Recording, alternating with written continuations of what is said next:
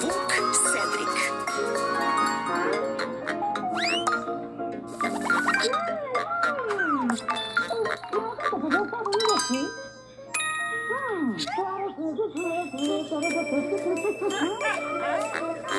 Zdravo, Vuče Cedriče. Zdravo. Da li je sve u redu?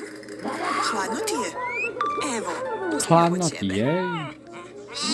Zdravo, ovne gase. Rekla Zdravo. bih da je tebi toplo. Možeš li da daš malo vode Cedriku?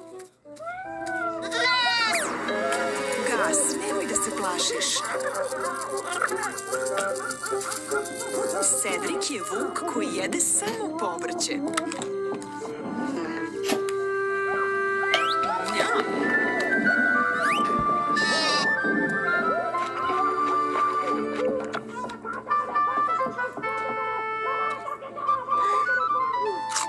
Sada ste prijatelji. Želiš li da pomogneš Cedriku?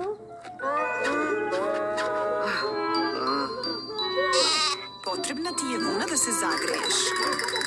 Razumem.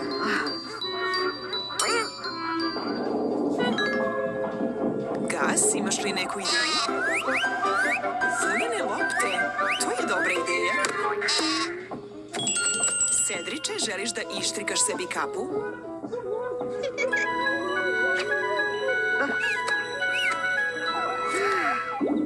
Evo, možeš da koristiš ove igle.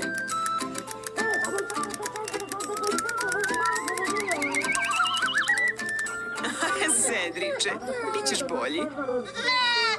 Gas, možeš li da mu pomogneš?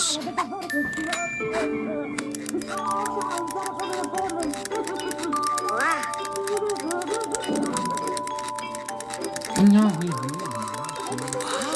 sjajno.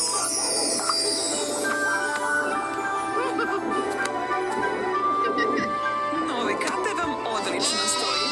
A, vidim da su neki ljubomorni. Biće dovoljno za sve. Neverovatno izgledate. Toplo vam je.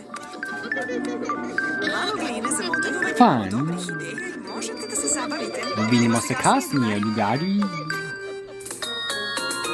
Vidimo se kasnije, ljubari. Kako se pravi vuk Cedric?